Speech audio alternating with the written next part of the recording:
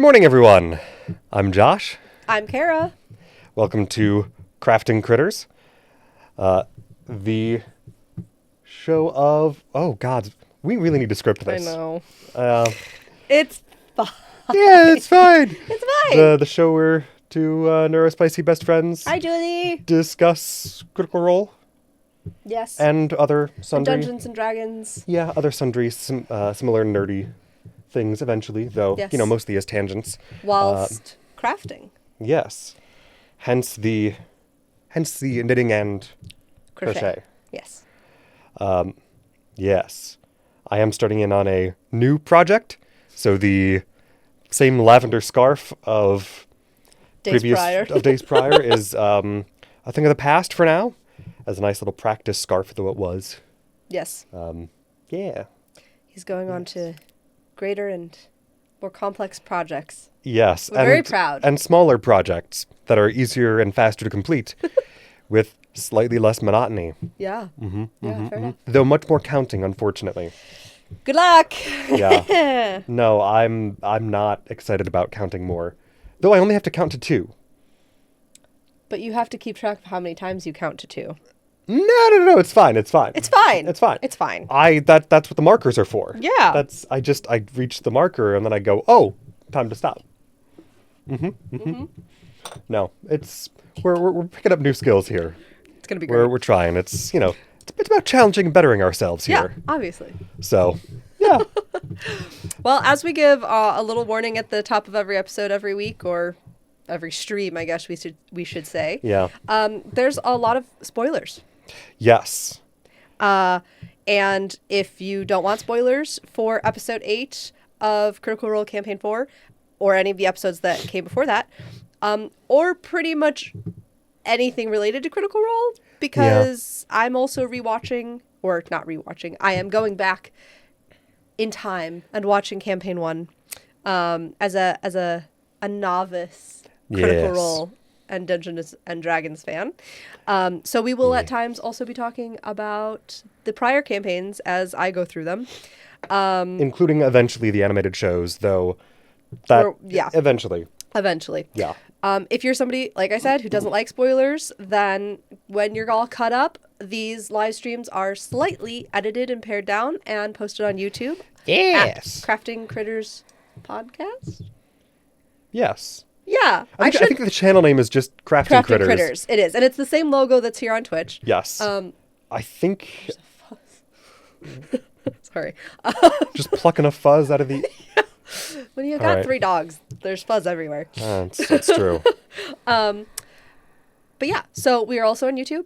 And like I said, edited slightly versions for time and continuity. The rest of you here joining us on Twitch get our live stream ADHD tangent-filled monologues. You're welcome.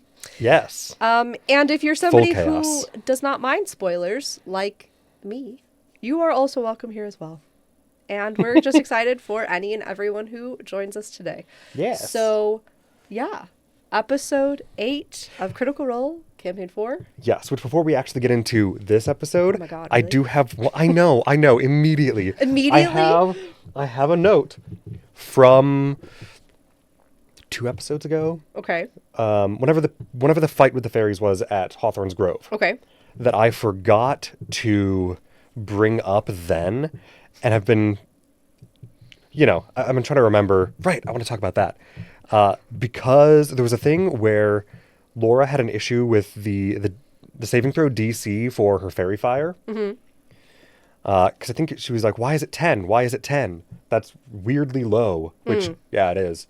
I assume they're still using D&D Beyond for their character sheet tracking. Okay. I think that she probably just hadn't picked a mental stat or a spellcasting stat to add the bonus from to the DC, because she has to do that manually. Oh. Because she gets Fairy Fire from being a pixie, yeah, not from her rogue class. And the Fairy Fire from the species block specifically states that it is... specifically she needs to add either her wisdom, intelligence, or charisma bonus because it is thankfully a little forgiving as Okay. far as, hey, whatever your highest mental stat is of those, pick that one, which if you're a spellcaster of any kind, it's probably going to be your typical spellcasting stat. Mm-hmm. Because there have been some like species and other traits that have specified which which bonus gets added that is sometimes incongruous for certain builds, Okay. especially if you're like, oh, I really want to play this type of character, but the character I want to build, whatever additional like racial feature, it only uses plus your charisma modifier, but I'm not playing a charismatic character, so it's not going to be a very good or like difficult save. Right. That makes sense. Yeah. So that particular species trait, I think she just hadn't added her, I assume, wisdom based on her stats. Yeah. If I remember her stats correctly, which I'm not looking at them. I don't have them written down, but I think wisdom was her higher mental stat. Do you want me to check? You can check if you want to. I'm not making you. You have to remember I'm on stitch 1 Okay. of your. She's on stitch I'm 1. on stitch 1, guys. Let's see. Because I think her proficiency, or her... Wisdom is 17. Yeah, Intelligence okay. is 14. Yeah, Charisma so- is 16. So either charisma or wisdom then. Yeah. Because 16 and 17 are both +3 for the bonus that's added. So, yeah, either one of those. But I think she just has to pick it manually. But I think that's what that whole weird thing was about. Because I Sure. remember just only half noting it in the episode and going, that is weird. Why is that? Huh. Thank you for putting that in the chat. I appreciate it. What? Stitch 1. Stitch 1. Thank you. Much appreciated. Stitch 1. If anybody is curious before we do get into the episode, Yes. I am working on coasters Oh, yes. for a white elephant. So, Yes. yes. And I don't think I said I'm working on a headband. Yeah. Probably to be doing a couple headbands. I just need to do something new to challenge myself and build new skills. Yeah. Yes, So- yes. Oh, wait. Slip 1, work 3, marker. Right, okay. Slip 1, work 3, marker. Saying numbers while I'm counting in my head. Sorry.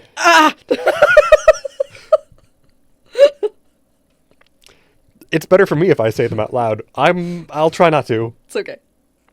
I have more experience with counting in my head, so it's fine. I just know I will get lost. Okay, so here, I've slipped 1.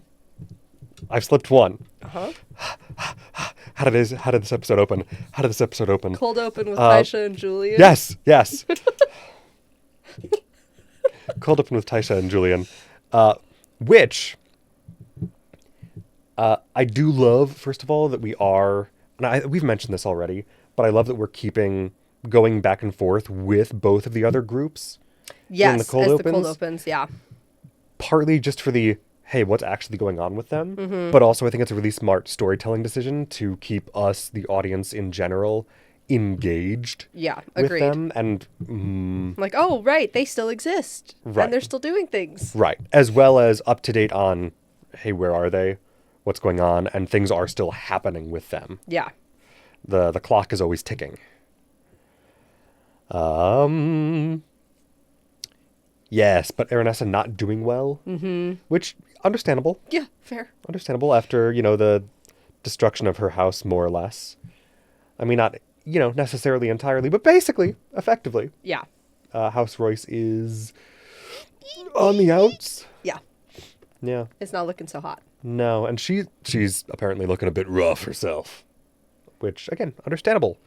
But Yeah, like your husband that you still loved even though you were estranged just was murdered by other people that are of the same nobility level as you and power, so to speak. And the doors to Fairy have been closed for a while now, which means that your people don't have access to the same stuff you normally do, and now your house has just been essentially entirely wiped out, except for maybe some people at your vacation home. Right. So most of your political power is kind of also kaput, Yeah. and you're on the run, effectively. Yay. Oh, great. With somebody who's supposed to be dead. Well, who is dead? Who is dead? Kind of. Kind He's of. undead. He's only mostly dead. Yeah. Gods. But I do like the weird, the weird antagonistic camaraderie with Julian and Taisha. Yeah. Of like, all right, we've got the same basic goal here, but like, screw you, buddy. But also, like, take care of yourself. Yes, but also, no, you got to take care of yourself, and we have to both make sure that she takes care of herself because, oh gods, we do both care about this person, so you need to. Here, have a potato. I love that. And now we smell like potatoes. Yup. Ah, gods. And the acknowledgement that, that Octus and Valus are in the other room. Mm-hmm. And I think it was Julian had said he was planning on going to sleep when Octus did. Right, which is like well, you didn't think that one through. Or maybe you just don't have the knowledge base to know that he probably just doesn't know. Not going to be a thing. Yeah. That's Octus really ever has to do. You're going to be waiting a while. Yeah, right. Woof. But I enjoyed the little moment there, just the quiet companionship. I thought the part of it that really stuck out to me was obviously the very poetic description of the golden boat that brings you to Fairy when you die, when you're a Royce, which, just beautiful, imagery and symbology with that. But the other part that I thought was very, like, a great emotional plotline moment was Ernessa asking Taisha if she thought Thiazi had already been reincarnated as a part of the old path. Yes. And Taisha said, I think he has. As soon as we left Omakyar, I saw a falcon flying overhead who screeched. And you remember Thiazi always had that laugh. Which I think that's the first confirmation. I could be wrong, but I think that's the first confirmation we've gotten that the old path definitely includes like reincarnation in its system or among its beliefs. I think it was very briefly mentioned, but like not necessarily in a story way. If that makes sense. That may be. Again, I believe that. Yeah. It's just not something that had stuck out to me previously. When Octus was dying and was on the path and then went off the path, there was some brief mention of reincarnation. Or at least not hinting having the to option, it, I guess. Things like that, yeah. Yeah, okay, no, that's right. And then, like, I think one of the final lines of that little cold open, to strength and, I suppose, punishment. Yeah. It kind of seems to be a reoccurring theme amongst our tables, this idea of strength and punishment. Yes. Well, there's a lot of, it's time to right some wrongs. Yeah. Vibes going down. Yeah. And how exactly those wrongs need to be righted, there's some variance. Yep. And there's some variance with the exact motivation behind it, which, we'll get into a little bit of that more later, I'm sure, with weirdly the revenge plot coming to a head this episode. Yes! In the episode titled Fanged Revenge. So good. Yes. I think... Yeah, I don't think I had anything else specifically about the cold open. No, me neither. It was just kind of a little bit more of like a little cute check-in with a slight emotional plot line. It wasn't the same kind of like revelatory, Octus never has to sleep and Valus has memories of her past that, she has to actively think about to remember and right. Yeah, stuff like that had happened at the last one. But it was, I think, still similar to that, though, great character work that I love. I love seeing the reluctant camaraderie between Julian and Taisha specifically. Yeah. And I'm just so excited to see how that develops. Yeah, especially seeing Matt as a player for the first time, like really. Yeah. In any long form campaign, and I always enjoy Abria's work. So I'm excited. Well, and I'm excited too for when the element of her son Yes. comes into play. The person that actually kind of is connecting them on a deeper level right now. Yes. Yes, because he trained Yeah. her son. That's right. In the Barrow Guard. Yeah. Yes. Keep in mind, we're also coming back from the Thanksgiving break. So it's been 2 weeks? Yeah. Yes, it's been 2 weeks since we streamed and We 2 had a weeks week since off. the episode. Yeah. So there's a couple things I'm trying to shake the cobwebs off myself. Yes. All right, on to the main meat and potatoes of the episode then. Yes.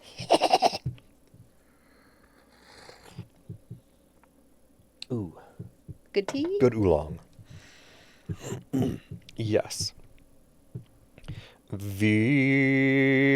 Yes, coming back to the group, looking at Castle Sloke, like scouting out, Yep.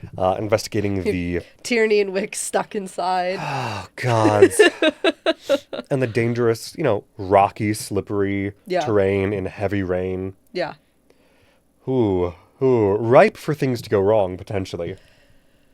And some things do go wrong. Some things do. But things don't go wrong. I was impressed how well things did not go wrong, Correct. despite how many times things almost went so Horribly terribly wrong. Yes. Oh, gods. I love that, it was mentioned very early that the guards hadn't, finished unpacked, or hadn't, unpacked their bags really at all. Right. Likely because Kaz told them not to. Right, because there's got to be a mistake. Right. Yeah. Some outrage, we got to fix this. Yeah. But I love that ended up coming up, an hour later. Uh-huh. When Cadigan sends Wulfric after the horses. Yeah. Just, wow, wait a minute. I see a great opportunity for distraction here. Let's get rid of most of the extra guards. The knights and men-at-arms here. And, yeah. The ones who hadn't already left to go down to the village. Yeah, that's right. So a big chunk of them had gone down to the village to enforce the Baron's, new tax or whatever. Right. And then Cadigan managed to get a bunch of the rest of them gone by essentially sending their food down the side of the mountain on the quarters of a pack mule. Yeah. And so that it was reduced to maybe 7 or 8 enemies inside the castle instead of what had been It was over something 20. like that. God. Well, because there were a ton of men-at-arms that never ended up fighting because they were down in the village, I think. Yeah. Most of them. And then a few of the knights that hadn't gone down were off chasing the food packs. Mm-hmm. Which, oh, God. I think each of the knights had 50-something hit points. Yeah, the knights definitely had much higher hit points than... They're beefy. Yeah. They're not to be messed with. And you end up learning that most of them are veterans from the War of Axe and Vines. Yeah. And a couple of them from the Falconers' Rebellion. Yeah. Which that was a great plot point that comes up later. Yes. I did love that in the midst of, Kaz just go find some firewood, I guess. Do something. I don't know what to do with any of this because this is nonsense. This is not what I thought I was getting with this deal. Right. In the midst of that, Wick and Tyranny trying to figure out how to get him alone. Trying to figure out how do we convince him that we decided we're going with this ploy that House Halavar thinks we have use for you. How? What? You went in there with no plan. It was just, we'll go in, we'll get him alone, how? Oh. How can House Halavar use him?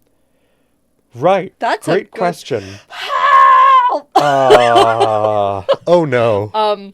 Yeah, Brennan running around the entire set when Sam screamed help with thaumaturgy. Phenomenal. As Wick when he realized he did not have any idea how to roleplay his way out of that situation. Yeah. Was hilarious. Mom and I went back and rewatched it 3 times just for that. Just Brennan run around, do a lap of joy. Yeah. Just all right, pull the ripcord. That's how we're starting it, folks. Oh, God. I also liked throughout the episode the reference to Tayor and Cadigan being the 2 kitties. Yes. Twin cats. Gods.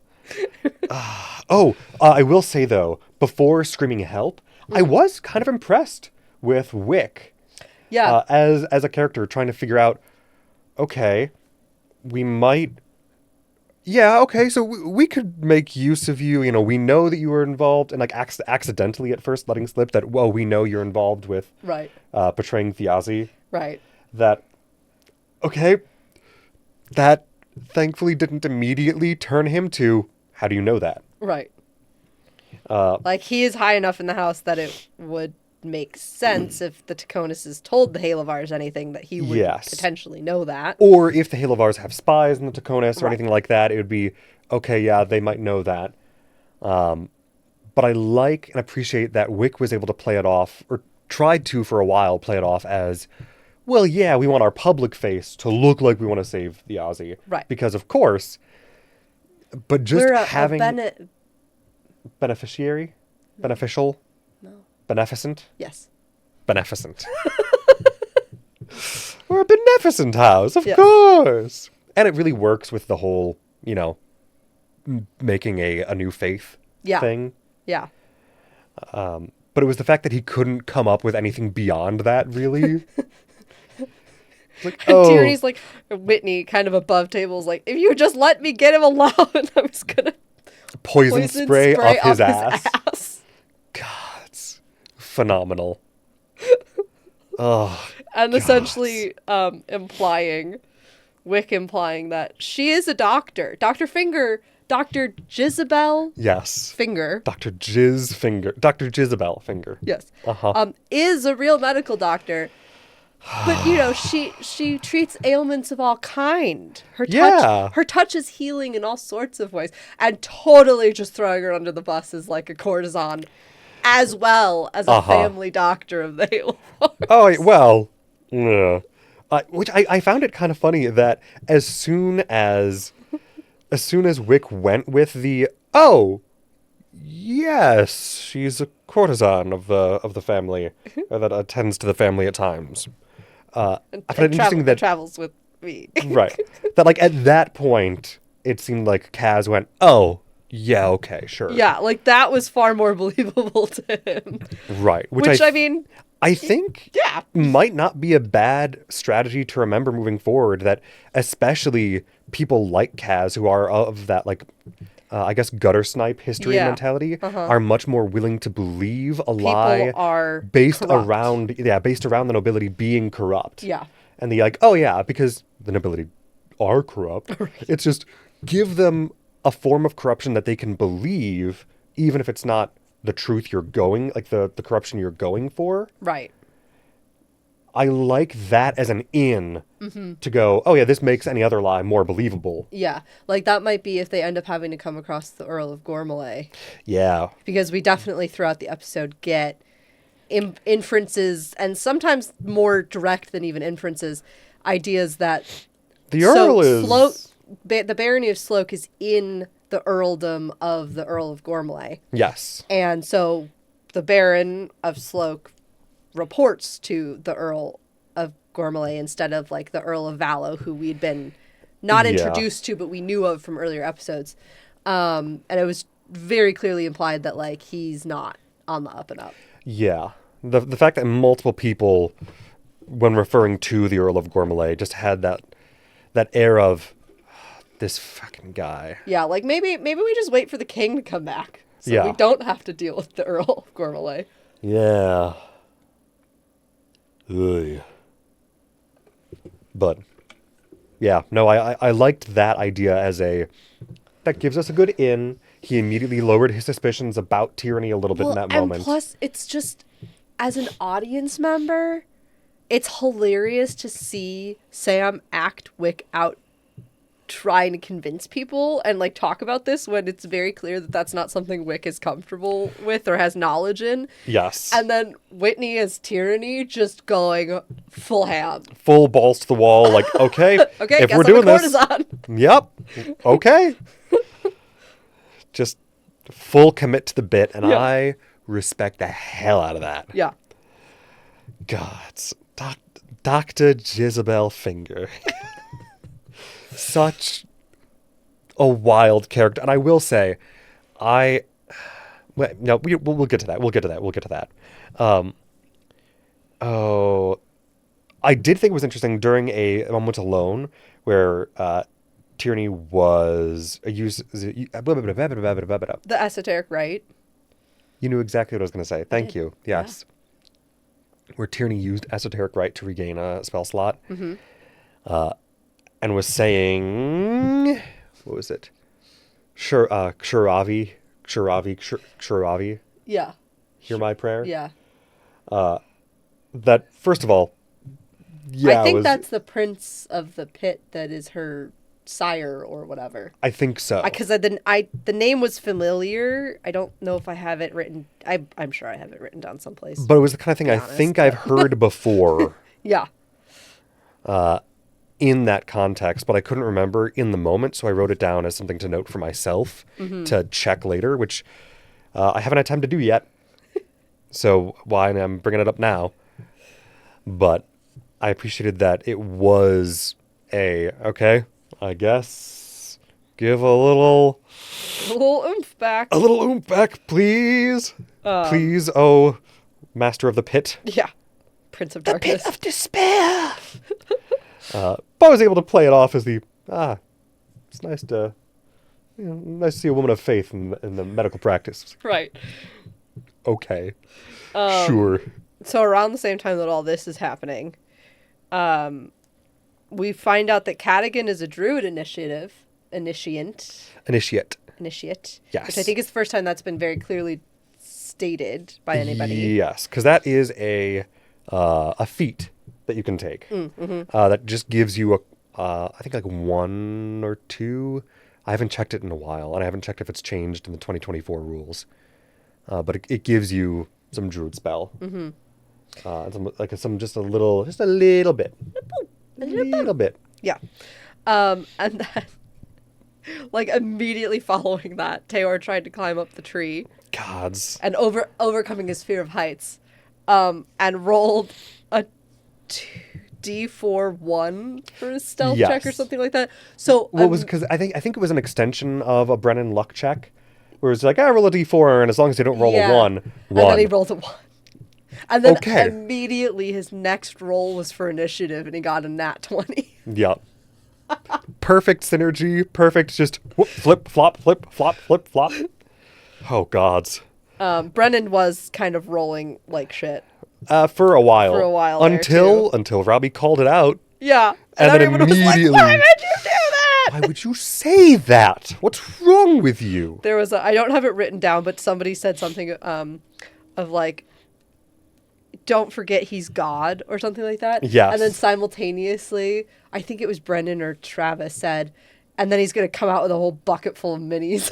Yeah, because he could. Yeah. Don't taunt him. Don't mock him. Don't say his combat's too easy. Those knights that are chasing after the horses could come back any minute. Yeah. Oh, gods. Are we good? Yeah. Okay. Oh, I'm vibes. just trying to send emojis. Because all of our friends are doing fun things in the chat. And I would walk 500 miles.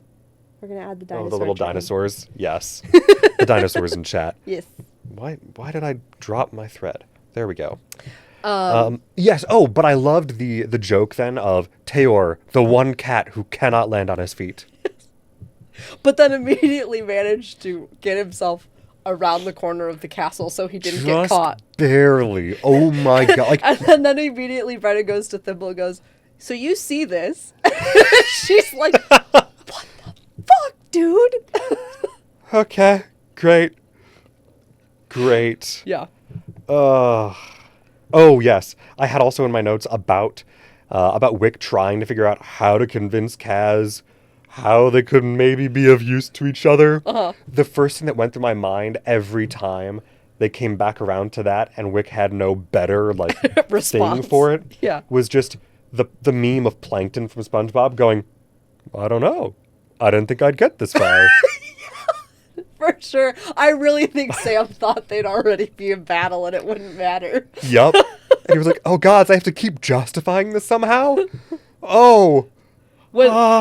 And his character is so relatively naive compared to everybody else, that he like, Right. and he doesn't like to lie, so he's like, I don't know what to do. Yes, which again, props to Sam for sticking with that as like, Yes. yeah, this is, It can be frustrating sometimes, but I would much prefer his character, he'd be very honest and like, or at least struggle with that for a long time, Yeah. which seems, and again, Sam has always been somebody who's pretty good about that as far as, well, no, my character's flawed and I'm going to lean into those flaws. Sometimes even to the detriment of some of the other characters, where in campaign 2, there were multiple times that Sam's character caused harm to other player characters because he wasn't looking, like he just wasn't looking at where everyone was, and he's going, yeah, I'm gonna fire an explosive bolt at that guy. oh, is that why Travis kept saying, there was one point when the battle started, like really started, when Wick was like, I'm gonna cast a spell, and Travis went, inside the room? Well, partly, but also because that's kind of a classic meme. With, Yeah, a fireball. Yeah, a fireball in general, especially because in older editions of D&D, fireball was actually volumetric in terms of, or like the damage could be compounded by being in a tighter space. Oh, jeez. And Like you can't escape the flames, yes. therefore, yeah. And instead of it being a particular size sphere based on like the surface area of that sphere, which is the current rule that it's a 30-foot sphere and that's it. No, it used to be it's a 30-foot sphere, and if it's in close quarters, it will fill as much additional volume as is necessary to reach the same like end volume. Oh, jeez. So if you're in a narrow corridor, it's going to reach the same amount of volume that a fireball of that sphere would have. Good. I think.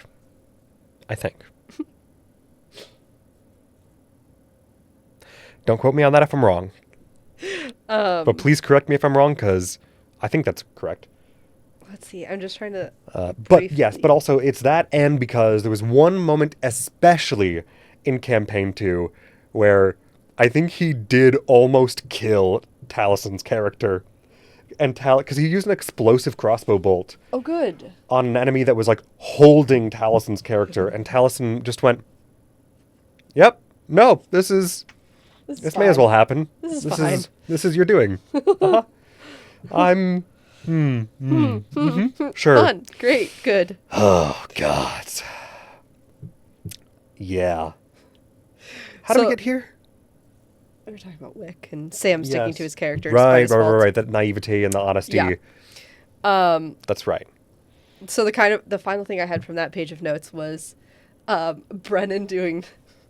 I'm making eye contact with each one of you. Eye contact where we all agree that I am being nice. Yes. Oh God. I don't even remember specifically what that was in reference to, but I just thought it was funny. Damn, I don't remember either. Which thing was he being nice about? I don't remember. So then, Maybe it'll occur to us. Either way. Yeah, Wick screamed help. Brendan ran around the table. Just full ripcord. Yeah.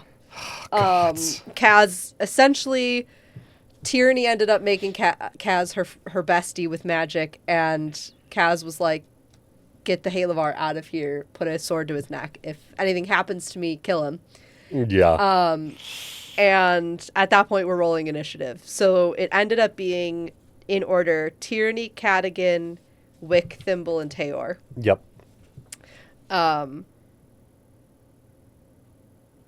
And he was doing a lot of Kaz's rolls throughout this battle, like his saving throws and stuff in front of the board. Yeah. Keeping it honest. Which I really just enjoy that additional drama for the character that is specifically the guy they're hunting for revenge. Yeah. Okay, let's roll that all in front of the board. Just add the little extra visual drama of, no, you get to see what I roll. Okay. Yeah. Which isn't to say it's ever, less fun in general for things to be rolled behind the screen. It's just, I like that it is once in a while, Yeah. I'm going to make you watch it. Uh-huh. The... Oh. Oh, that's right. The Kaz quote immediately upon, or immediately after Wick ripcorded, Yeah. and the fact that they managed to salvage that even a little bit, but that just led to Kaz saying, "Oh, you'll spend the rest of your life calling for help because you're no help to anybody." Yeah. And Sam's just like, Ooh. okay. And Wick spends essentially the rest of the episode being like, I feel called out, and not in a good way. Right. Well, I mean, he kind of was. Yeah. He has been called out. Yep. I think appropriately. But I like that they do spend time grappling with that. Yes. And that seems to be something that he's genuinely going to internalize. Which I Not like. necessarily entirely destructively, but potentially a little bit destructively based on his self-deprecating conversation with Tyranny towards the end of the episode. And Tyranny just like, please don't What I think would be interesting don't is change if too much. I could see down the road Thimble and Wick having a very interesting relationship. Because, she came from the Golden Orchard, and while she was trained as a fairy, she used to tend the gardens until she met Thaz, and then she's like helping lead a rebellion war, and then she becomes a high stakes, high success criminal, like all in the span of like 12 years. And we haven't seen much yet of other than the loyalty and the love that she had for Thaz and the fact that she was going along with all of it, Yeah. We haven't seen the story yet of like what that emotional change and kind of growing up vibes were for her. And I feel like it could actually be an interesting intersection between her and Wick as they get to know each other better through this campaign. Sorry. We finished one of the... I have to weave in the ends, and I have to block it, so it won't be quite so wavy when it's done. Can't see any of the detail, unfortunately, on it. But this is a coaster, so I'm doing a whole set of coasters. And they're going to come in a little basket. They're going to be very cute. I wonder, do I have the other one? Sorry, I need to count for a second. I lost my spot, and I need to figure out if I'm an odd stitch or an even stitch. Oh, gods. This is another one. So they're going to have, there's like a color scheme. So this one's silver on the inside with a green border. And this one's all green. And then there's going to be purple ones as well. So we're having a grand old time. Okay, I think we're good. Okay. He thinks we're good. As long as I'm on an even stitch, I should be fine figuring out where I was. Oh, gods. Okay.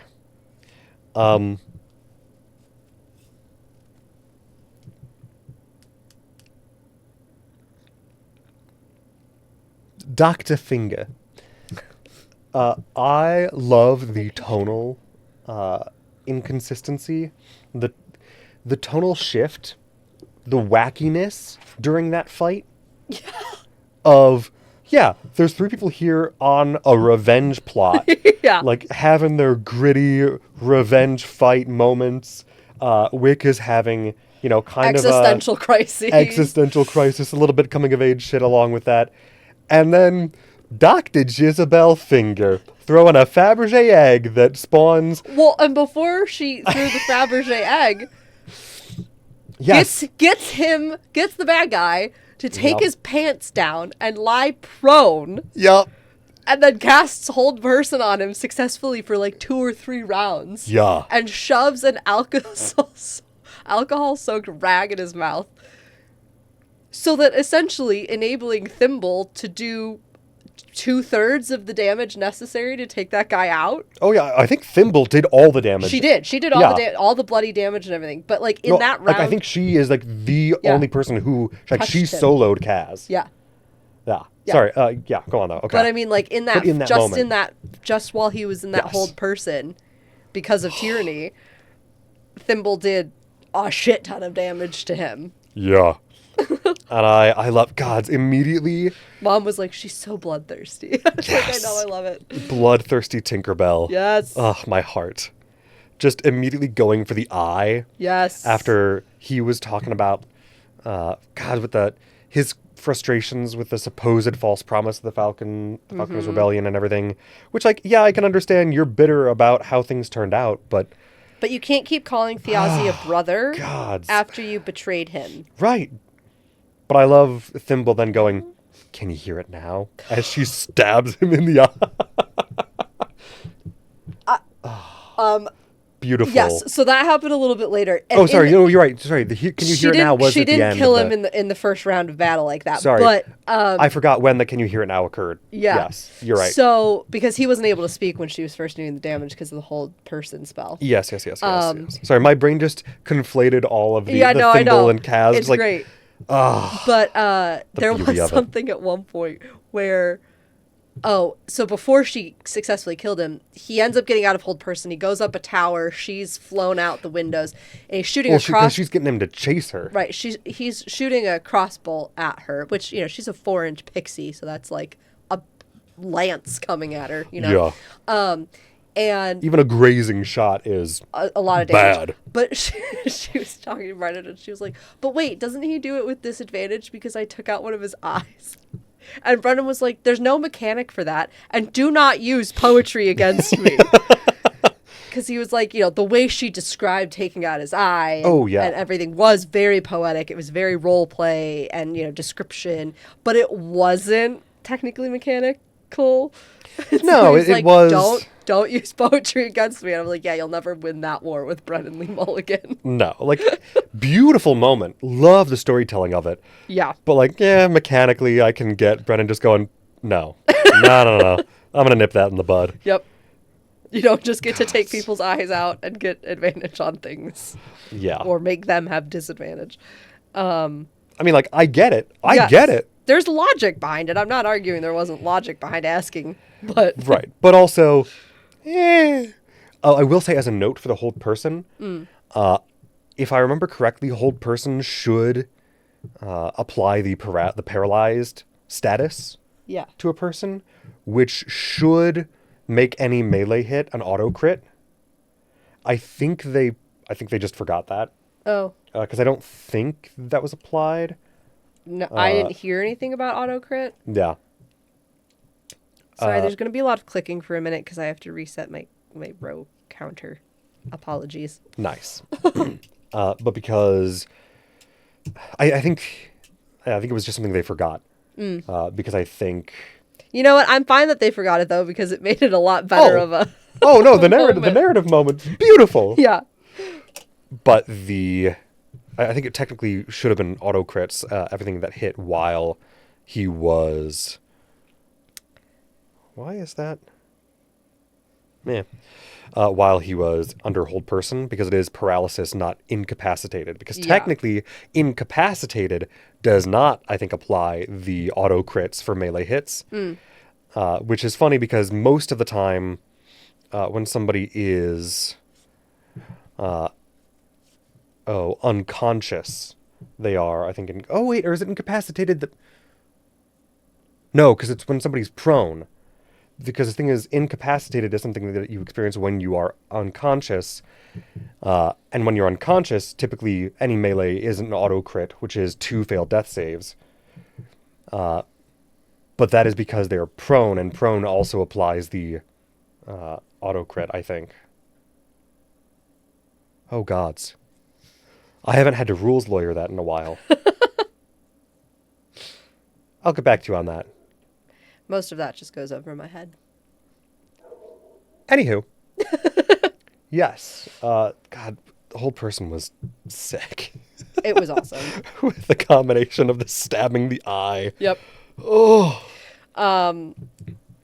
So essentially, it's not necessarily chronological order, but Thimble ends up coming back, and she essentially slits his throat over the course of 3 rounds of battle.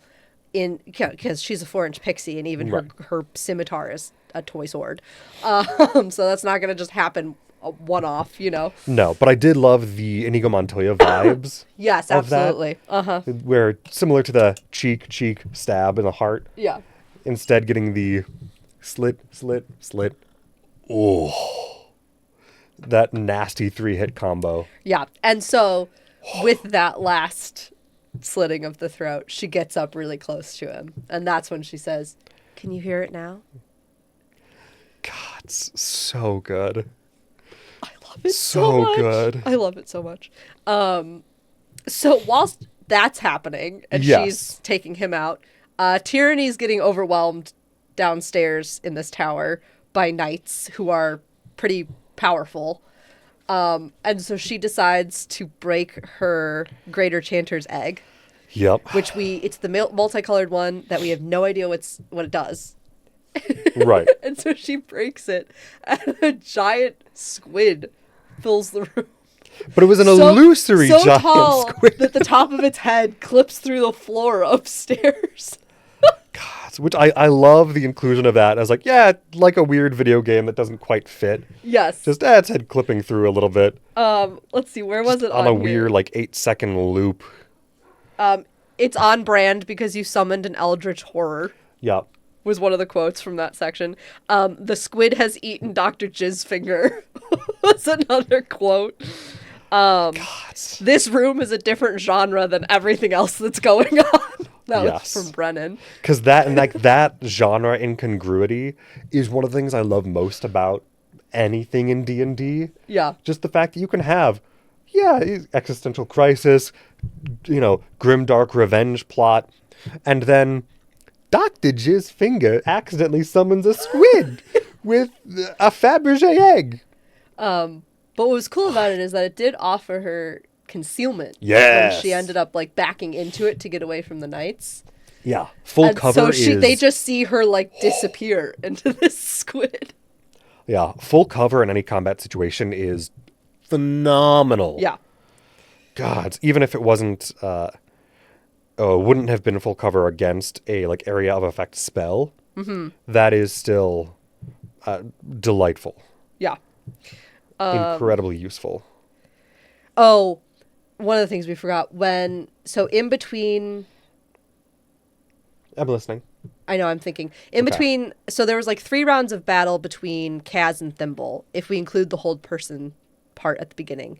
So in between round 2 and 3, I think, Yeah. or between round 1 and 2, she does damage to him and then says, "Catch me if you can," Yes. and then flies away. And then we end up at the top of the tower, and Yes. then all of that kind of stuff. The him chasing after her. Yeah, Which but- again, loved that as a little narrative thing, but also as a strategy bit. Yes. Because that works great for both as get him alone, we can just one-on-one this Yeah. and keep all the other knights away from being able to help him. Yeah. Perfect.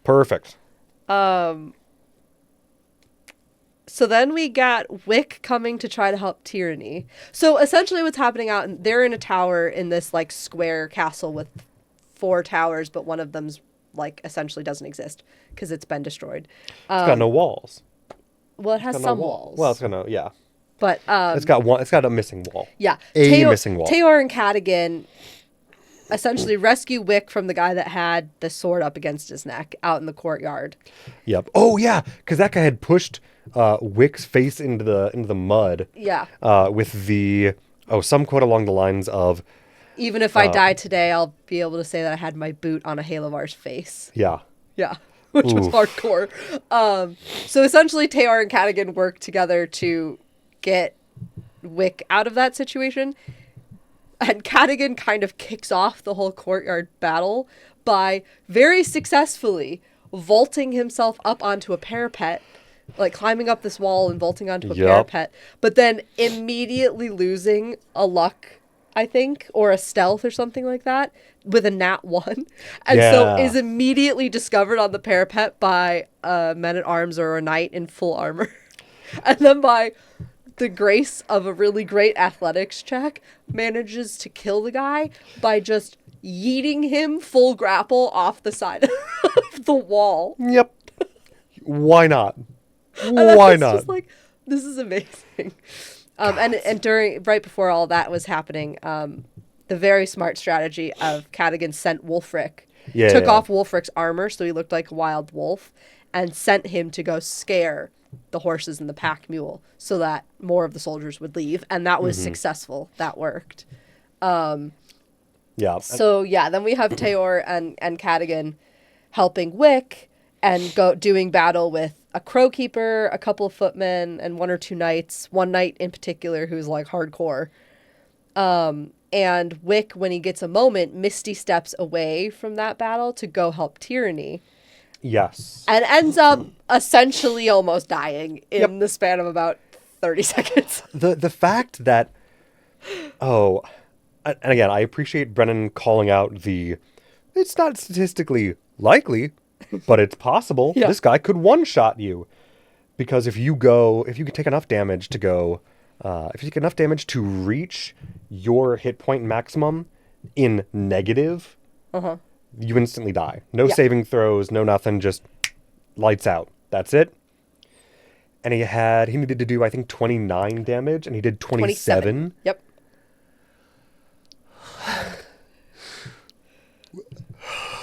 Wick is playing with his life. Yep. Well, the dude has a 12 armor class. Yeah, he's got 12 armor class. He's got so he can like fairly protect few himself hit from points. nothing. Yeah. The occasional shield works, but only if it's, below 17 for a saving throw or something like that. Yeah, because meets it, beats it. So below 17. So 16 or below. Yeah. And so Travis immediately after that happened said, do you remember when Brennan became GM and almost killed 2 characters in the first 10 episodes? Yep. Oh, gods. And I just need to mark this row on my note. Yes. But because that just... Oh, gods. Oh. Yeah. The fear. Though I did love the reveal because of that. Yes. Of the Desperate Measures homebrew that they're using. Yes. Which, first of all, love the name. Second of all, I love finding out about it. And thirdly, I always appreciate any homebrew that adds stuff to do when unconscious. Because one that I see often and one that I have... one that I plan to have always planned to use if I ever get the time and chance to DM anything. Here's hoping. Fingers crossed. Sooner or later, when time allows, is the option to fail at a saving throw to crawl 10 feet, or have an object interaction and choose to fail because you're like, well, I just have to do something instead. Yeah. But I like that they're doing you can choose to stabilize, which I think is remarkably... Right. So what it is... Remarkably kind, or choose to give somebody inspiration. Right. So there were specifics to it. So... Yes. Because this was the unconscious version, but there's also something when you're just bloodied that we didn't really get into. So they have a sheet, apparently, yes, with things they can do, desperate measures they can do when they're bloodied. There's a separate section of these desperate measures for when you're dead or dying and you're doing death saving throws. Let's see. If you have successes, if you have a death saving throw success, yes, you can send a heroic inspiration to somebody in your line of sight. And if you have no failures, could be, you have 1 success and no failures because you've only rolled once. It could be you've rolled 2 successes and you still haven't had a failure. As long as you have no death save failures, you can choose to stabilize. Yes, that was the specific there. Yeah. Yes. So his first death saving throw, which he got with advantage because Tyranny gave him advantage on that. Yes. He was a success, and he sent heroic inspiration, which is a reroll of a d20 on any saving throw or something like. It was I think it was just you can reroll a d20 on anything, and was allowed to use it on something with disadvantage. Yeah. That you can roll both again, which is wildly powerful. But also, given how deadly this campaign has already proven to be, I think a little bit of generosity does not go amiss here. Yeah. And there are caveats, right? Like, Oh, of course. it has to be a success. They have to be in your line of sight, et cetera, Yep. except they have to use it at a good time. So Wick decided to send a dot of heroic inspiration to Teor, because Teor was kind of the only one in his line of sight that was actively in battle at that point. Yes. So somebody who could make use of it and make use of it to help turn the tide of the battle. Yeah. And he did. Yes. I don't remember the exact specifics, but I do know that he got to re-roll both of his rolls, and it changed the outcome, essentially, of how he was doing on that. Yes. And then the second death saving throw, he chose to stabilize because the battle was essentially over. Yeah. Which everyone was like, thank God. And it was so funny. Whitney as Tyranny kept threatening him with things like, if you die, I will kill myself. And then the next time she was like, if you die, I will use your eyeballs as garnishes. As cocktail garnishes. Which first of all, I did love, though, that was paired with the, you have beautiful eyes. You have beautiful eyes. eyes. And if you die, I will tear them out and use them as cocktail garnish. And the fact that through this whole battle, she kept asking, did this person die within 10 feet of me? Because then she got hit points. Oh, yes, because there's a temporary hit points. Yeah. Yeah, she gets, like, I think... Which it didn't happen, but it was funny that she kept asking about it. Yes, because she gets temp HP, I think, per... Death within 10 feet. Yeah. Yeah. Though, unfortunately, the thing with temp HP is that temporary hit points don't stack. So, it would just be, you get a new source of temporary hit points. Right. Every time that happens. It's not, like if I have 3 temporary hit points from something and I get 5 more, I don't have 8 temporary hit points, I just have 5. Just the most recent highest source. Sure. Yeah. At one point, it was a little bit later, but Wick said, I can die if that will help you. He said to Tyranny at one point. Oh, right, and when Thimble killed Kaz, it was with the exact number of hit points needed to kill him. Yes! 21 hit points exactly, which was cool.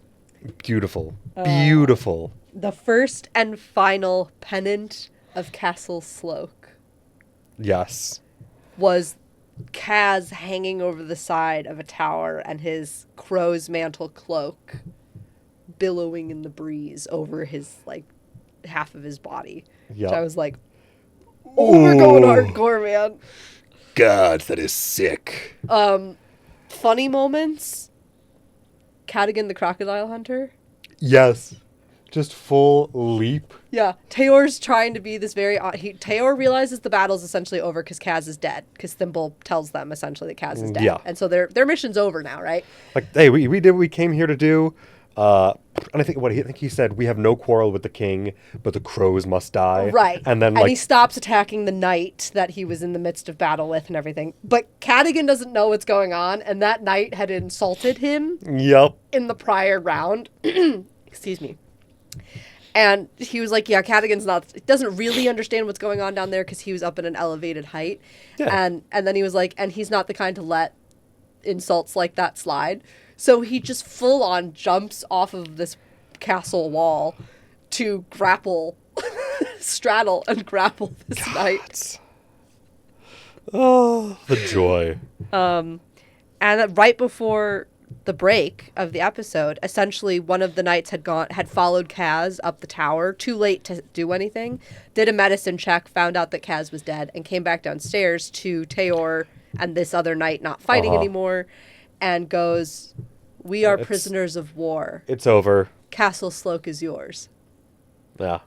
And everyone's like, we got a castle? And then they went to break. It's like, oh, right, something happens now to the castle, which I love that nobody thought this far ahead. Oh, right, if we kill the Baron, we could take the castle. Right. Like, rules of engagement.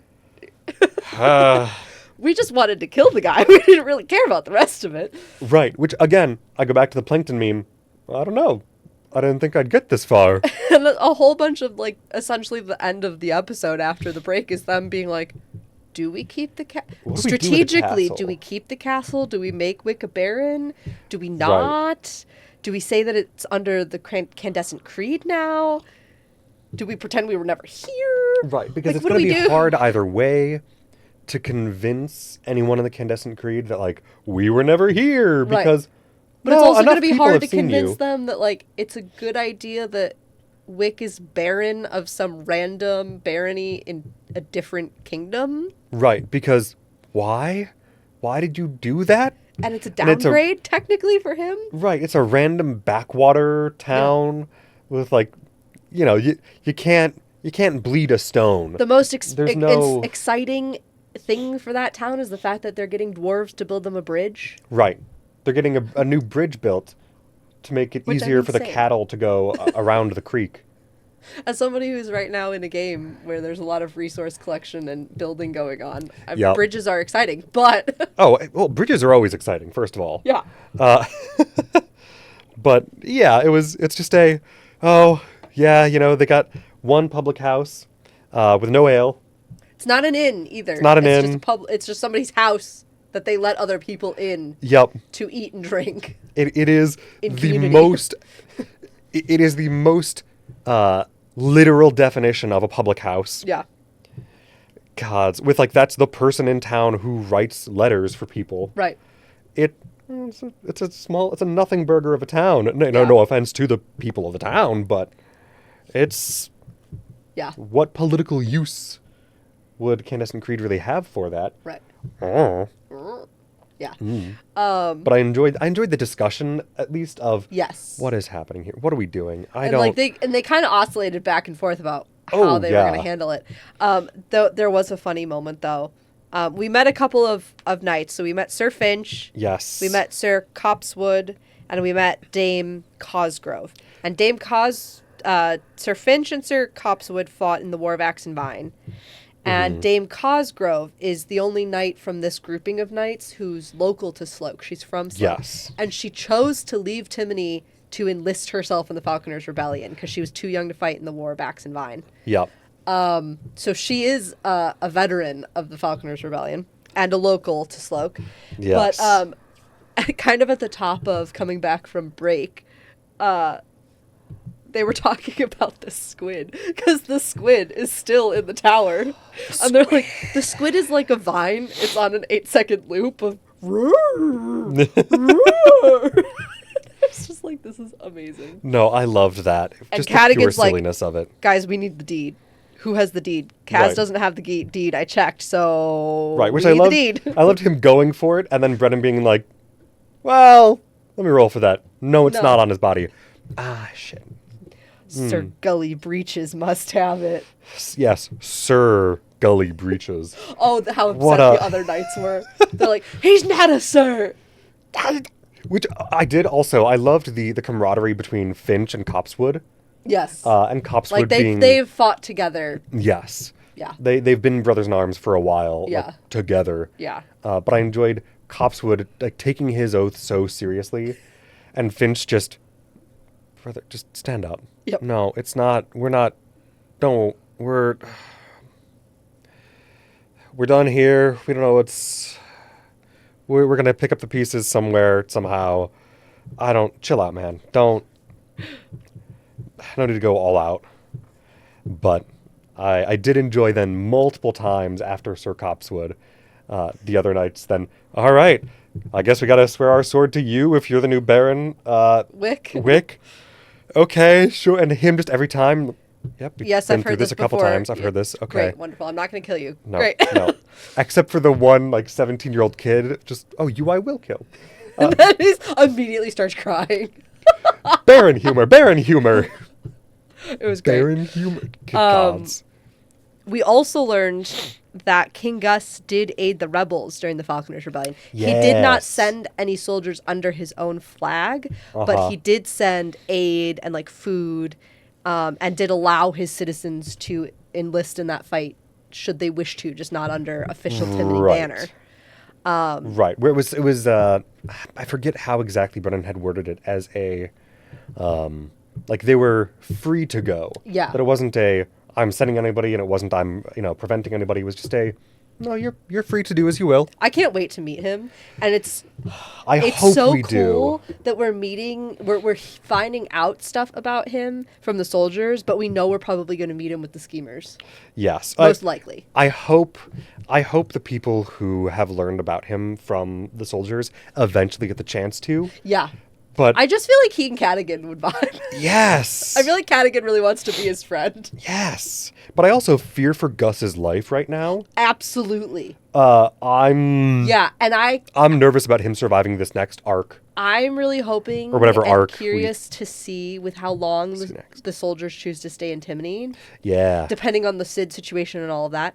How many of his hounds they end up meeting and kind of befriending, Yeah. and what that might, what consequences that might have in the far reaches of the game. If the hounds might one day come to them and say, "Hey, bad shit, need your help. We've helped you with some other stuff. Come help the king," or Yeah. whatever. Or yeah. Yeah. How much alliance ship they're going to be able to use between each other throughout. Yes. Yes. Also, just we haven't really quite gotten to the point yet where the hounds come into play in this episode, but just in general, Travis's absolute love of the hounds. Oh, Whenever yeah. they are involved, he is just happy. Which he in loves turn them. makes me happy. Yes, it's so cute. Okay, so we did also learn that, I don't know if we'd heard this before, but that Tyranny's contract is for 3 years, and we're 6 Yeah. months into it. 6 months into our 3-year contract. Mm-hmm. I don't think we had heard that before. And Wick decides that he does want to kind of deal with the rot in House Halavar. Yes. And it kind of asks them if they'd be willing to help. And we don't get a direct answer from them, I think, because right now the 3 others are very much focused on Sid. Yeah, understandably. But And I think that's probably going to be their think- next immediate target. Yeah. But I do think they will potentially start doing that as well. Yes. I think if they're going to end up going up against House Taconis in any kind of way, there's kind of a link now so strong between Taconis and Halavar. If you go against one, you're kind of going against the other, even though they don't like each other. Oh, no. But the Sundered Houses, I have no doubt they will eventually, that if push comes to shove, they will close rank. Oh, yeah, absolutely. And just go, well, we hate you, you hate us, but damn it, we're nobility. We'll stick together to screw over the masses no matter what. You can't prove there's allegory in this. Let's see. Oh, okay. So essentially they end up deciding, right, to give the barony to Dame Cosgrove, who is the knight who is a local of Sloke, who really cares about it, is very much portrayed by Brendan as a very good character. Yes, I love the work that he put in to make that portrayal very Yes, clear yeah. without feeling like, hey, You really Shut up need to and give this to her. give this to her. It was Yeah. no, you see, like, this is a person who understands And Cadigan being leadership as a service. like, yes. Yes. And Cadigan being like, I know we don't talk much, Wick, kind of in this quiet aside, but have you ever experienced real gratitude? True gratitude? And Tyranny asks, do you know the difference between fear and gratitude? Right. Which Cadigan was like, that's a great question too. And he was like, give it back to the people. Yeah. And so he does. Which I also appreciate seeing that from Robbie, as I know he's talked in the past about being like disappointed in his own performance in campaign 3. Yeah. Which I loved. I love Dorian Storm. I love that character. All right. But I do understand that sorry, pardon.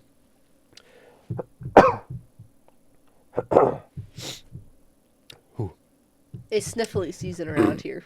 It is sniffly season, and I had a spicy sandwich before this because I wasn't thinking. Who? But I, regardless, do appreciate Yeah. seeing his commitment to. Okay, my character really has no care about most of this political nonsense. Yeah. We gotta move on, get out of here, and go chase after Sid. But, maybe I'll just, as an aside, Yeah. give this kid a little nudge. He really has portrayed consistently so far this awareness of the smaller man and the local folks. And we know that he's been in Timony for a while and has come through it, you know, other times for work and stuff like that. So we know that this is an area in which he has maybe not any like real tangible connection, but he's been amongst these people enough to, I think, have a certain care for them. Yeah. As much as a very loner. Well, because he character also can. very much gives off the vibe of kind of somebody who is, as far as like political station goes, just a guy. Yeah. Like he feels very much of the common people. Yeah. And he's like, yeah, don't try to play games around here, man. Just, this looks like somebody who deserves it more than most do. Mm-hmm. We don't really have a use for it unless you have some weird political machination. But then inevitably, the thing that I don't think they said specifically, but they kind of talked around it several times, was if Wick did try to maintain or try to keep this barony, they're not going to be there. So they'd have to find somebody to take care of it. Right. Anyway. They'd have to find somebody to play steward anyway. Right. So it just makes more sense to give it away. Yeah. But I do love that Wick spent time going, well, maybe I will be Baron, even if only for like 20 minutes. Yeah. And I'm still going to pay the knights Yeah. what they should have been paid, because now that Kaz is dead, they're not going to get paid. Mm-hmm. From his own pocket before they knew that Kaz had enough gold on him to cover it. Like very genuinely. See, this is the thing that I think is going to be the saving grace about Wick's character. I just think the character development in general is going to be an interesting and integral part of the soldier storyline. But B, the fact that as naive and sometimes annoying as he can be, yes, you can tell he's genuine, and you can tell that he actually wants to help people. And they started that all the way back in the prologue, you know, with how honestly upset he was that he didn't succeed in helping them save Thiazi. Right. Because he genuinely believed, like, yes, my faith is for the betterment of all, and this is... And, like, that faith might be being questioned, like, the religiosity of it might be being questioned at this point by him, but I don't think the values are. I think he still very much believes in the values of the faith, even if the faith itself is, you know, yes, a load of garbage at this point. Yes, which I love to see. Yeah. And I'm excited to see how he continues to adapt that. Yes. As he grows and becomes less naive and more worldly. Yeah. Yeah. Just a few other little things of note that I thought was interesting. Sir Finch of the Order of New Mornings. Yes. Second generation knight from common folk. Yes. Whose father fought with Sir Gus. Well, and he himself did, but he was 12. Right. So he's like, well, I would call him... I snuck into the last hour of the battle. Gods. Which I'm like, you need to meet Azune. Yes. You two would get along. God. A lot of child soldiers this campaign. Yeah. Or former child soldiers. Yeah. But no, I did love that moment of Sir Finch talking about, well... And again, not that he would know, but I would call him... I would say I'm Gus's man. Yeah, and that Cadigan's the one that clocked that. Right. That Finch was a common name. Right. Then the other one, which is Dame Cosgrove. Her father was the last knight of the Order of the Howling Rain. Yes. She is now the last knight of the Order of the Howling Rain. And I was like, chills. Oh, gods. Chills. Love that. Which also, hey, what is the Order of the Howling Rain? What does that actually I would like mean? to know. I would like to know, please. I know we didn't get into it at all, but I would love to know. Hounds are a very important thing in Timony. Dogs and hounds. Yep. Sloke is rain-soaked. Yep. We know it rains there all the time. I'm like, what else could there be? I want to know. Give me more. Give me more. Give me more Dame Cosgrove, now Baroness Cosgrove of Sloke. I want to know. Yes. I love that Finch was the first one to, upon her being named by Wick as, I'm handing it over to you. I love that Finch... Tyranny. I have a forgery kit.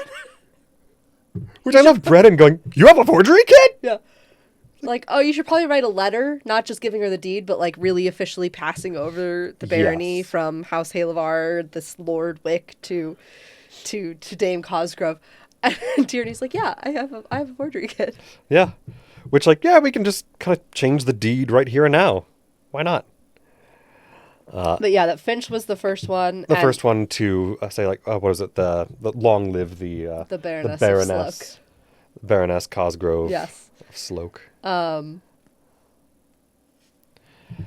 Yeah. But that all the knights in general were pretty amenable, Uh-huh. as they're just, hey man, life's kind of Sucky right now. what it is. What was All it? the stuff with the plate armors. Yes. From the one soldier, the one like men-at-arms soldier, and then Sir Gully Breeches, both of them had full plate armor that was like a year's worth of salary each set. Easy. And Cadigan's like, hope it fits. Because A, one of them's dead, so Yeah. strip the body, do what you want with it. And Tayor, when Sir Gully Breeches shows back up the castle, they get the deed from him, and in the process, Tayor essentially makes him bend the knee to Wick, because at this point, Wick is the Baron still, and Again, makes him disrobe. like and 14 at or first, 15 minutes. yeah, and at first it's just he takes off his crow's mantle because he's still wearing his crow's mantle. Yes. But then Tayor's like clarifies, like, no, The armor, the too. armor too. Yeah. You have to earn that, actually.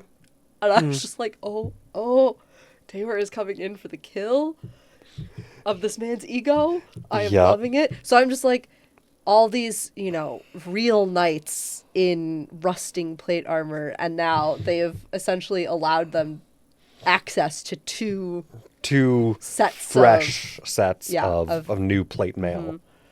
That I love the armor. The plate mail does not fit these two. They don't know how to walk in doesn't know how to it. walk in them. Yeah. It was truly just, especially for Gully Breeches, the specification that no, this was just about status. Yeah. People will see that he has the armor and know that he's wealthy or of station. Yeah. And just the prideful arrogance of, well, if I got a little money to throw around. Mm-hmm. Ah, gods. Yeah. So that was great. And he rides off kind of in a huff after Yeah. he's dismissed. Which before, and obviously, jumping around a little bit time-wise. I want to do the flag last. Oh, okay. What? I want to do the flag last. The flag? Oh, yeah, no, we'll get to that. Yeah, we'll get to that. Yeah. But still with Sir Gully Breeches. Yes. When they do eventually see him again, they're like sprinting off into the rain. Yeah. In stolen clothes, because he was essentially naked when he left the castle. Yup. Because he was wearing like undergarments and the armor. Right. So they give over the barony to Dame Cosgrove. They decide they're going to go down to the pub. Yes, to try to find out some information. and see if Dame Morgaine is there, because they knew she had business in town. And there's not really any like inns or anything in town. There's not really anywhere for a person passing through to stay, because it's not someplace you pass through. Right. It's a dead end, essentially. But, God, what's her name? With the Brawla. Mm-hmm. Brawla Dossaber. The lady who runs the one public house, public house. Being someone who, she keeps a pretty good shrine for dogs. Yeah. Yeah. Because they do still get the dogs. Yeah. Like the messenger dogs and stuff. Yeah, of course. So before they all decide to head down, like, and in the process of deciding to head down to the pub, now Baroness Cosgrove and one of the knights called Big Tom Holly. Yes, which I loved. Just Big Tom Holly. Here's my sword. You can kill me if you like. Yep. He's so funny. All right, bud. He's also like, guess we need to go back down to the village and say false alarm. Busy day here in Sloke. Oh, yeah, we were wrong about the new Baron, but there is a new Baron. Yep. So, let's see. They head down to Brawla's. We do find out a little bit more about Baroness Cosgrove and her time in the Falconers Rebellion.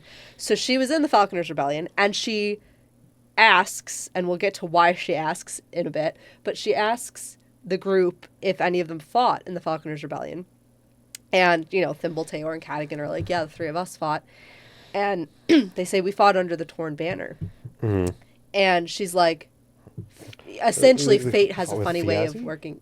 Like, Under Thiazi. Thiazi. And she's like, fate has a funny way of working out. Lord Halavar is providing my future. I owe to him my future now that, she's Baroness. But I have owed every day since I was 17 to the members of the Torn Banner who saved my life. Yeah. And you're like, duh. Thiazi just keeps coming back. Yep. And making all these connections, which is amazing from a storytelling perspective. And I loved that connection specifically with the Falconers Rebellion, of having that little extra connection to even this small town in another kingdom. Yeah. Just, so we've got Olbid. No, there's still other people like throughout the world. Yeah. Who still Olbid's believe. daughters from the Dahapshani Wood who have never come home from the rebellion, and yeah, we've got this knight turned Baroness. Baroness. New noble. Yep. So they head down to the pub. Dame Morgaine is there. We're also not technically introduced, but we see the dwarves that are building the bridge, which seems to be why Dame Morgaine is there. But we don't know for certain yet. But she does have information about the Taconis. The Taconis group. The Taconis group that they split off. And one group headed north. Yes. Further into the Gormalay earldom. Yes, the earldom of Gormalay. Towards... Tyrlid? Tybreeze Lee. Yeah. Tybreeze Lee. I didn't have that one written down. We haven't gotten there yet, so I haven't actually written it down. I wrote it down just because I knew I'm going to want to remember what it was. Mm-hmm. And it was... I was in the right headspace to go, right, I need to write that down. Yeah. But towards Tybreeze Lee. Which is further north, further and into that is Timney. where I believe the Earl of Gormalay is. Yeah, that's like his seat of power. Yes. Because Dame Cosgrove specifically told Dame Morgaine we were planning to go to Tybreeze Lee to... like, do the confirmation ceremony, essentially, for her to become Baroness. They were going to go anyway basically for Kaz, and now they were going to go for her. Yeah, basically get the notary sign-off from the Earl of the transfer of ownership and the Dame Morgaine's like, of the castle. Maybe we just hold off until the king's back? Which, again, has me very concerned about whether or not the king will even live long enough to return home. Yeah. With whatever's going on. Interestingly, we have heard nothing about heirs yet. No, we haven't. Doesn't mean there aren't any. No, but we haven't heard anything about it. Anything about them yet. And again, just a little nervous. Just a little nervous. Yeah. I'm sure it'll be fine. I'm sure it'll be fine. Yeah, it'll be great. So also just the moment between Dame Morgaine and Baroness Cosgrove when she's like, "No, we are sisters." Yes. When Dame Cosgrove was like, "Oh, to meet a Hound of the King would be like such an honor. It's such a rare thing in this part of the kingdom." Sloke has never been visited by a royal knight. Right.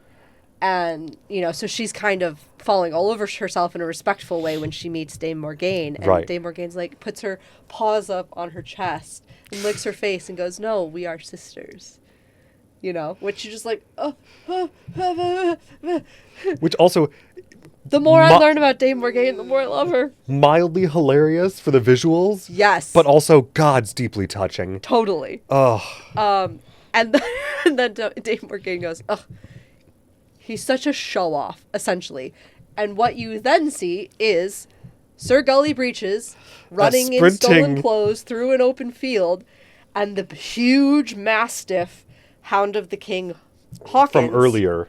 That they had spotted outside the tavern. Right, earlier. who he had seen but not met, chases after him, tackles him into the ground, and essentially goes something about "You doffed your armor, you shall feel the weight of it one last time," and drowns him in a puddle in the field. Which, metal as hell, bud. And then just trots away and comes into the public house and goes, "Oh, hi, visitors. I've seen you before. Yeah. I think we have some stories we need to tell each other." God, the vibes of Hawkins. And he just sits himself at a table with his front paws up on the table and goes, "Bring me some slog." And the way he responded to Thimbles, that was badass. Yeah. And just, oh, well, the vulgarity of the statement, I still appreciate the meaning behind it, and I can't help but feel flattered. Yeah. And then Travis is like, is his tail going? And Brennan's like, yeah, just a little bit. Just the tails, just a little, yeah. So we love God, that. what a guy. So what we're going to, I think next episode is really going to start off, not cold open, obviously, but with them talking to Hawkins. But I would assume, unless they use this as the splitting point. oh God, do you think? Here's the thing. I don't know. We have no because- idea what the timing of the tables is. No, because it would make sense that, okay, they've achieved the revenge plot, at least. Mm-hmm. They still have to go get Sid, but right now they've achieved the revenge plot. So either I think they're going to keep going until they get Sid, right. or they're going to cut here And go to one of the other and tables. go to one of the others. Ooh. So I'm kind of hoping we go get Okay. Sid just because I really want to see... I really want to see that completed. But I could believe... I could too. I could believe them going, well, we'll get back to that. Yeah. Because having just a little unfinished business to come back to... Obviously, yeah. Instead of just... Okay, so if they do go Yes. to a different table, which table do you want them to go to? That's the problem. I don't know. I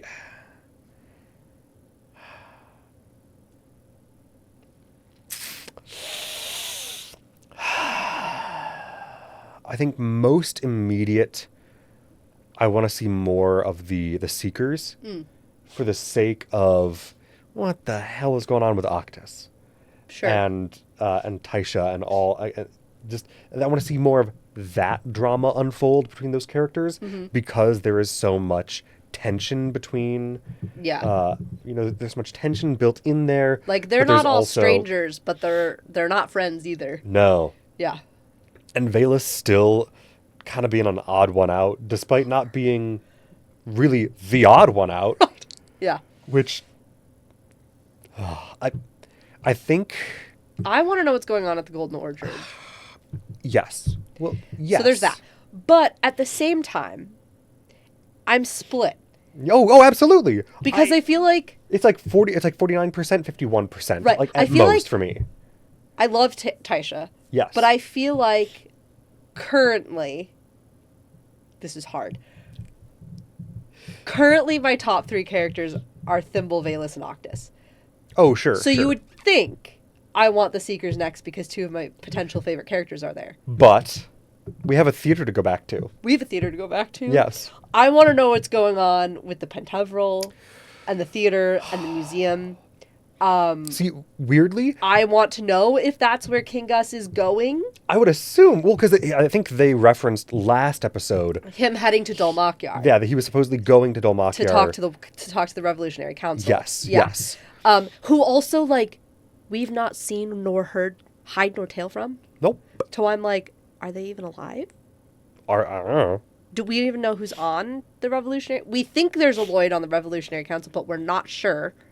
So you would I don't think remember for sure if that's been confirmed. One, Taisha would know if something had happened to them, but maybe not. Like, did the Sundered Houses kill the Revolutionary Because Council? she's also kind of a vagabond loy. Like Right. of her family, she's kind of, at least, I don't know about the rest of her family, but she seems to be on the road a lot. It almost feels like Hal would know before Taisha would know Yeah. if something happened to a member of the Loy family. Yeah. So, or even Belair, because he heads up the Loy wing of Of the the Argonaut. museum, yeah. So also, I love Hal because Liam O'Brien just in general gives yeah. off, I would kill to work with him as an actor or a director or to play a single one shot with him. Like, astounding. Uh-huh. And Hal in particular, tell me we don't know people like that in real life. Yeah. Who are just comforting, but also kind of badass underneath the surface. That you just want. I want to see more of him with his daughters. Mm-hmm. I want to see him figure out the new layers of his friendship with Belair. Mm-hmm. Now that he knows the truth. Yes. I want to see him starting to flex his muscles a little bit when it comes to the political intrigue that's going on in Dolmakyar. And Because he has all the whatever- connections to do it. And, like, Yes. how much of his brother's legacy is he going to assume now that he has his brother's sword, too? Right. You know, and, like, how much... So, I'm like... I'm so torn, man. And I'd be equally happy to stay with the soldiers and go get Sid. Absolutely. And it's brilliant of them. Yes. Of all of them. Especially Brennan. But of all of them, for me to be at the point where I'm like, I cannot tell which of the 3 versions of this I want to happen most. Yeah. No, it's... The main reason I think I say I want to go see the Seekers before I see the Schemers Yeah. is mostly because I have such trepidation. I have such anxiety about what could go wrong with either group. Yeah. For some reason, anything that could go wrong with the Schemers, I fear more. Yeah. Because there's so much direct political intrigue. They're And they're we- surrounded by Yeah. enemies in that city. It's... The whole city feels like a, at least, political powder keg. Right. And everybody knows that they were friends and family of Thiassi Yep. Fang. So they don't have any covert, oh, I didn't agree with my brother. No. The only one that might be able to convince people of that is Bolaire. Yeah. Because whereas he did work with Thiassi Fang, it was much more under the cover of... Yeah, much more and under the it wasn't radar. friendly, it was contractual in a way. Yeah. So, but the rest of them... Well, Hal at least has the, you know, we kept each other, he kept me out of it, and they at least have the cover of, like, I was never directly involved. Right. Which is, like, granted, claiming ignorance only works so well. Mm-hmm. Even if you are genuinely ignorant to a lot of things that he Yeah. was up to, or at least, like, not directly knowledgeable on. Not necessarily ignorant, but not directly knowledgeable on. Yeah, I'm not sure. I think I just have more fear about what could Than happen Seekers. at the Seekers table Yeah. than I do with the Schemers table than I do the Seekers table. Yeah, well, and I feel like Because the Seekers table, at least right now, they're just, like, chilling on the road. yes. There are goals and places to be and Yes. people to check on, but there's not, like, at the moment that we know of, an immediate we gotta figure this shit out. Right. It feels a little safer right now. Yeah. And right now, I'm just in the, oh gods, I'm just so worried about everybody. So Oh, I wonder, gods. there's one more thing we need to finish to talk about with episode 8, but... Yes, but I was surprised you skipped ahead already, but I figured we'd get back to it. Before we get there, though, what I do want to question, do you think part of the Seeker's storyline might be reopening the doors to Fairy? I would hope so. That Yeah. is definitely something that I have, at least in the back of my mind, as a hope, Yeah. an eventuality that maybe we'll get to. Especially because in some way we need to balance the horrors of overflowing death. Right.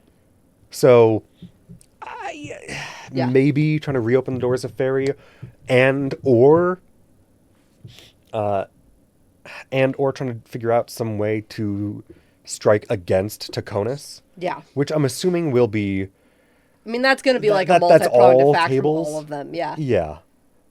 But with them specifically focusing potentially, On, like, the direct Octus's, family, Yeah. immediate family side of it. yeah, The other thing, when it comes to the schemers, I want to know more and see more with Murray's portent ability. yes. Because portent as an ability is generally something I love. And I mean, you can't not be curious about it. Right. Given how it worked out the first time they used it. Oh yeah, the first the first real use being such a pivotable. Nice. Wow, thank you. I talk good sometimes, I swear. Such a pivotal Yes. role. Yes. Phenomenal. And very narratively satisfying, which is something that I love to see with the portent rolls, because portent rolls always have the potential To fuck you over. to fuck you over, or just be in general useful, or at least like maybe like a safeguard, because even a middling portent roll, which are usually seen as like the least useful, because a portent roll of like a really high roll that is useful that you can just go, no, I saw it this morning, you succeed this, is great. Right.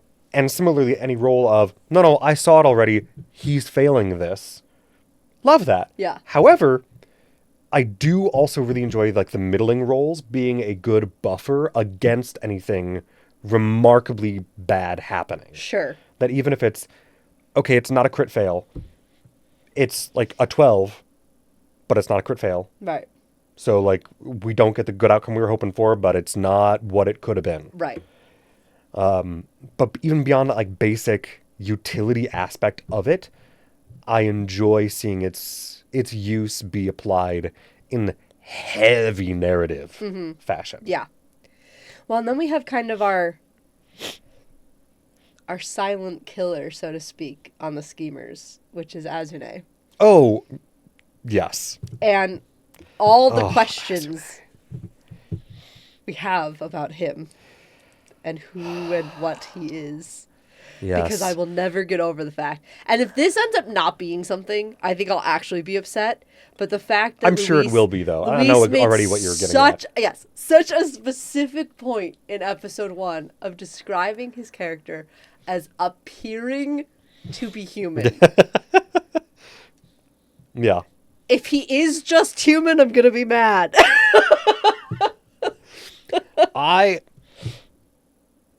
Okay, I was wrong. That wasn't the thing I was expecting. Oh, what did you think I was going to talk about? I thought you were going to be talking about the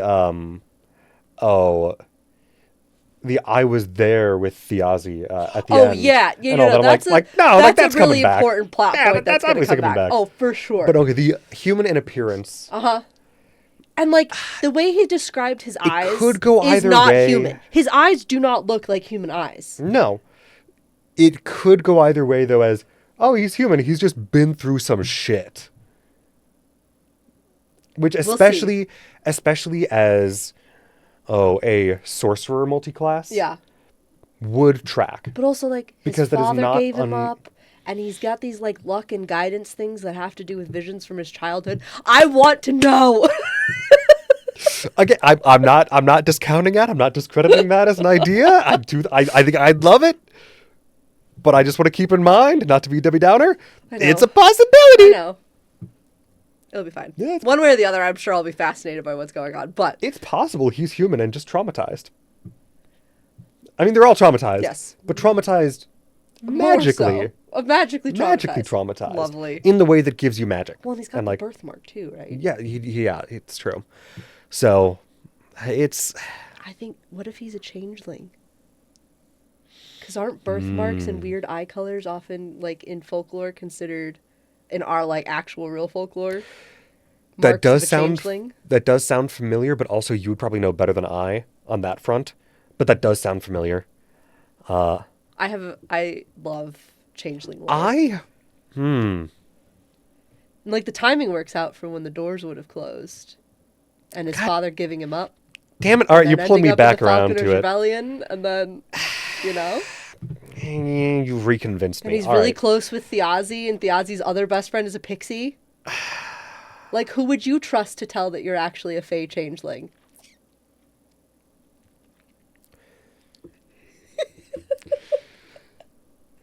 Stop trying to convince me of something that you're going to succeed on. We shall see. You heard it here, folks. If Asne ends up being a changeling, I owe you $1.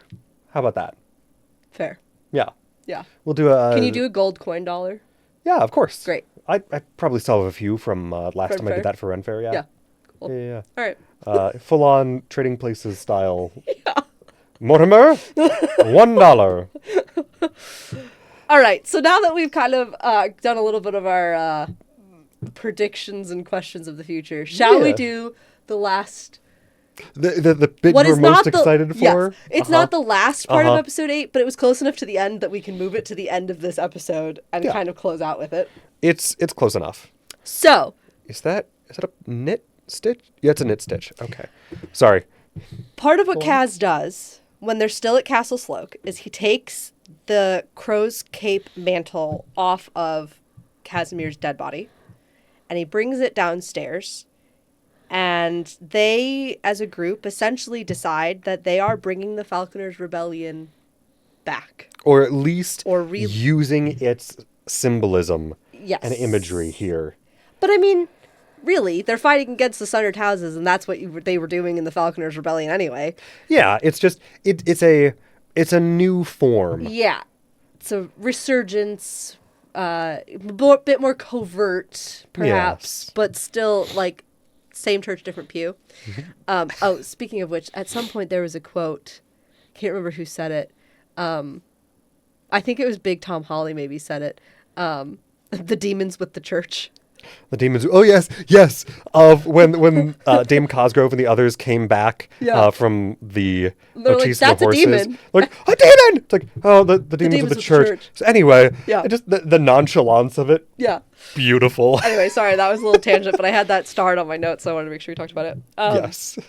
So he brings the mantle down, and they have this conversation about how they're really deciding to fight against the Sundered Houses, Taconis and Halavar being kind of the top two of those. Yeah. And Though I'm worried about the others. oh, me too. Like, But I think right deeply. now in their minds, they only really know about Taconis Yeah. and Halavar. Yeah. They don't know that the Cormoroys are trying to take over the Arknot or No, you know, whatever. this party in particular. Yeah. Yeah. So they decide Tyranny uses poison spit? No. Poison spray. Spray, which Though is essentially spit. She's been flavoring it as her spit, Yeah. which I think is I hysterical. love it so much. And as you know, as somebody with acid reflux Same. vibes. So she spits at the poison into a puddle of water on the floor, and they lay out the mantle, and they essentially use this poison. Kaz's mantle, the mantle, cloak, yeah. This black, high quality black material, and they use the poison essentially as bleach. And with Thimble's help, she and Wick, between the two of them, draw the falcon's crest Yep. and like bleach it into this fabric. And then with words at the bottom of it say, "The fanged falcon lives on," Yep. Oh, gods. which gave me chills. And then they hung it in the castle, which is part of how they started this conversation with Dame Cosgrove about the Falconers' Rebellion. Yes. And it's now, Cadogan essentially called it the Staniel Staniel of Sloke. Yes. Ooh. I just can't wait to Yes. see how they bring that imagery and that phrase up going forward. And how Yes. much Baroness Cosgrove and Sloke may end up becoming like potentially actually useful and meaningful in like whatever a upcoming secret headquarters conflict. because nobody goes there. It's Yeah. the end of the road. It's the perfect place because nobody's going there to look for anything. Yeah, nobody's passing through Sloke. And they have an ally. So far, we think a pretty strong ally in Yeah. the Baroness Cosgrove. Oh, And- she owes them her life. Right. And And most now of her the knights barony. and most of the knights who stayed seemed affable enough, especially Finch and Copsewood. Yeah. Seemingly these Who guys are weirdly seemed- okay. Yeah, and they seemed very almost shameful about the fact that they didn't fight in the Falconers' Rebellion, though they had Yes. their oath to the former Lady Sloke to protect her and Sloke at the time. So, they were following their oaths, but you get the feeling that, like, if they could have, they would have been there. And they, I think it's Copsewood or Finch, I can't remember which one, that says, we heard the falcons cry. Finch. Or And we No, it will was not, Copsewood. It was and we will Copsewood. not ignore it again, or something like that. I wrote this You one wrote down. the exact one down. I did specific- write the exact I one was down. waiting for this I'm glad you did. conversation. Yes. We heard its cry. I will not sit idly by while I hear it again. Yeah. Yeah.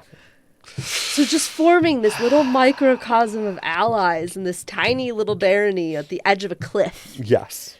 In the edge of, a different kingdom. Yeah. It's not the closest, most convenient ally, but it is somebody they can definitely now rely upon in at least some fashion. And De Morgaine and Hawkins have now Yes. been there. Sir Hawkins have now been there. So the Hounds of the King are aware. There are master dwarves, artisan, building dwarves in Sloke right Yes. now, which I think could be a very interesting I wonder how introduction much. kind of to the masonry dwarves. Yes, and I wonder how much they're going to interact next time Yeah. we see them, because I don't. Because again, they were not really the focus of what was going No. on. It was just oh yeah, this is happening. And they're there. And De Morgaine wanted to talk to them. But if it's happening, Maybe. it's probably important in some Yeah. way. But yeah, so the Staniel of Sloke. God, which I loved. I The loved Fanged Cadigan Falcon calling lives it on. that. Yes. Yes. Yes. Um, And again, wonderful creative problem solving. oh, for sure. And I love that it was Whitney as Tyranny who suggested that first Yeah. as, oh, here, this should bleach that. As, sure, Let's that's- make ourselves. And at first they that's were. a great way to make ourselves known. Yeah, and at first they were almost thinking like, okay, if Baron, this was still in the process of like, if Wick becomes the Baron, then this Yes. can maybe be his pennant. And then it evolved Yes. into this. And so then, all said and done, you have to wrap up your conclusion with something that ties to your introduction. For all of our, English lit folks out there. Of course. I think that probably succeeds in our episode about episode 8, the Yeah. Fanged Rebellion. Yes. The Fanged Revenge. That's what I meant. Yes, Fanged Revenge. That's how I'm it going to make goes. myself sound cooler in the YouTube edit. God. I know, because you have that power. I do. Yes. I do. You have that power for our visual mediums, and I Yes. have that power for our purely auditory mediums. Correct. Which, by the way, if you're watching this, go find our podcast, Hyperfixation Investigations. There is a D&D episode, but that's not what the podcast is overarchingly about. No, it is generally speaking a episode by episode little mini deep dive Yeah. of just whatever we're interested in, whatever Education, entertainment, we're yeah. across all kinds of genres and areas and Yeah, people and science and history and people and food. food. Oh God, it's the pumpkin episode just dropped recently. Yeah. Yes. And we are on break for the month of December for that podcast. Yes. We're gonna So- try to keep going here as often as we can. Yeah. But it is The holiday season. the holiday season, so Very busy It's couple of wild. months coming up. But we do have 29 episodes of Hyperfixation that you can go binge in Yes. the next month. And we're going to be back in January, top of the new Yes. year, with 2 new episodes for that. And yeah. yeah, I don't. Let me double check. Do you have anything else then for this today? No. No, we talked about that. Talked about that. Yeah. Okay. Wonderful. Fantastic. Oh God, that means I have to go stop the stream. You do. Thank you guys so much for joining us. Thank you. Thank you. And he just killed things running through here. There's all kinds of cords all over the place. I thought I was high stepping.